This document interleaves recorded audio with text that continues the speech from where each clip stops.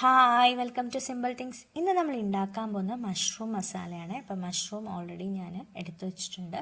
ഇതിലേക്ക് ബാക്കി ഇൻഗ്രീഡിയൻസ് എന്ന് പറയുന്നത് സവാള, പച്ചമുളക്, വെളുത്തുള്ളി, ഇഞ്ചി, തക്കാളി. അപ്പോൾ സവാള ഞാനൊരു മീഡിയം സൈസ് സവാള എടുത്തിട്ടുണ്ടായിരുന്നേ. തക്കാളി എന്ന് പറയുന്ന ഒരു ചെറിയൊരു തക്കാളി അത്ര എടുത്തിട്ടുണ്ടായിരുന്നുള്ളൂ. അപ്പം നിങ്ങൾ നമ്മുടെ ക്വാണ്ടിറ്റി അനുസരിച്ച് കൂട്ടിയും കുറച്ചൊക്കെ വെക്കാം. അതുപോലെ തന്നെ ഇതിലേക്ക് തേങ്ങാക്കൊത്തും വേണം. അപ്പം മഷ്റൂം ഓൾറെഡി ഞാൻ കട്ട് ചെയ്ത് വെച്ചിട്ടുണ്ട്. ഇനി നമുക്ക് ഇത് ചൂടുവെള്ളത്തിലേക്ക് ഇട്ട് കൊടുക്കാം. ചൂടുവെള്ളത്തിലേക്ക് ഇട്ട് ഒരു 2 മിനിറ്റ് സോക്ക് ചെയ്തതിന് ശേഷം പിഴിഞ്ഞ് വേറൊരു പ്ലേറ്റിലേക്ക് മാറ്റാം. അത് കൂടാണ്ട് വീണ്ടും നമുക്ക് പച്ചവെള്ളത്തിലും കൂടെ കഴുകിയെടുക്കും. ഇതെന്താ ഇങ്ങനെ ചെയ്യുന്നതെന്ന് ചോദിച്ചാൽ, പണ്ട് ഈ തൊടിയിലൊക്കെ ഉണ്ടാകുന്ന ഈ മഷ്റൂംസ് വീട്ടിലെ അമ്മ കൊണ്ടുവന്നിട്ട് ഇങ്ങനെ കഴുകുന്ന ഈ ഒരു സ്റ്റെപ്പ് ഞാൻ കണ്ടിട്ടുണ്ട്. അപ്പോൾ ഞാനും ഇങ്ങനെ തന്നെ ഫോളോ ചെയ്യുന്നത്. അപ്പോൾ എന്തായാലും നിങ്ങൾ ഇങ്ങനെ ഒന്ന് ട്രൈ ചെയ്ത് നോക്കണം. എന്തായാലും നിങ്ങൾക്ക് ഇഷ്ടപ്പെടും. അതുപോലെ തന്നെ മഷ്റൂം നമ്മൾ അടുപ്പത്ത് വെച്ച് വെക്കുമ്പോൾ ആവിയിലിരുന്ന് നല്ലോണം വേവണം. അല്ലെങ്കിൽ ചിലവർക്ക് ഈ ദഹനക്കേടൊക്കെ ഉണ്ടാവുമെന്ന് ഇങ്ങനെ കേട്ടിട്ടുണ്ട്. അപ്പോൾ അത് വേവാത്തതിൻ്റെ കുഴപ്പം കൊണ്ടാണ് എനിക്ക് തോന്നിയിട്ടുള്ളത്. അപ്പോൾ നല്ലോണം അടച്ചു വെച്ച് ആവിയിൽ നല്ലോണം വേവിക്കണം. അപ്പോൾ ഒരു ചട്ടി എടുക്കുക. നമുക്ക് കുറച്ച് എണ്ണ ഒഴിച്ചു കൊടുക്കാം. ഒരുപാട് എണ്ണയൊന്നും വേണ്ട, കുറച്ച് എണ്ണ ഒഴിച്ചു കൊടുത്തതിന് ശേഷം നമുക്കിതിലേക്ക് കടുകിട്ട് പൊട്ടിക്കാം.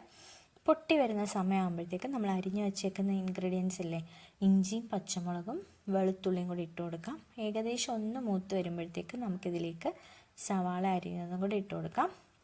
സവാള ഒന്ന് വാടി വരുന്നവരെ നമ്മൾ വെയിറ്റ് ചെയ്യണം.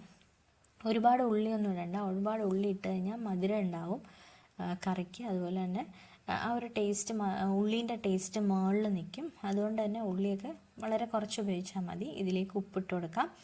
ഏകദേശം വാടി വന്നിട്ടുണ്ട്. നമുക്കിതിലേക്ക് തക്കാളി അരിഞ്ഞതും കൂടി ഇട്ട് കൊടുക്കാം. ഇനി ഇതെല്ലാം കൂടെ ചേർന്ന് നല്ലോണം വഴണ്ട് വരുന്നവരെ നമുക്ക് വെയിറ്റ് ചെയ്യാം. ഏകദേശം വഴണ്ട് വന്നിട്ടുണ്ട്. നമുക്കിതിലേക്ക് പൊടികൾ ആഡ് ചെയ്ത് കൊടുക്കാം. ഇതിലേക്കൊരു 1/4 സ്പൂൺ മഞ്ഞൾപ്പൊടി, 2 സ്പൂൺ മല്ലിപ്പൊടി, അതുപോലെ തന്നെ 3/4 സ്പൂൺ മുളക് പൊടി. അപ്പം മുളക് പൊടി ഞാൻ എടുത്തിട്ടുണ്ടായിരുന്നത് കശ്മീരി മുളക് പൊടിയാണ്. അത്യാവശ്യം കളർ ഉണ്ടാവും.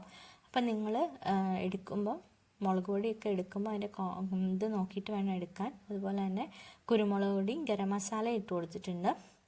അപ്പോൾ പൊടികളുടെ അളവ് നമ്മൾ എടുക്കുന്ന സാധനത്തിൻ്റെ ഇതുപോലെ ഇരിക്കും.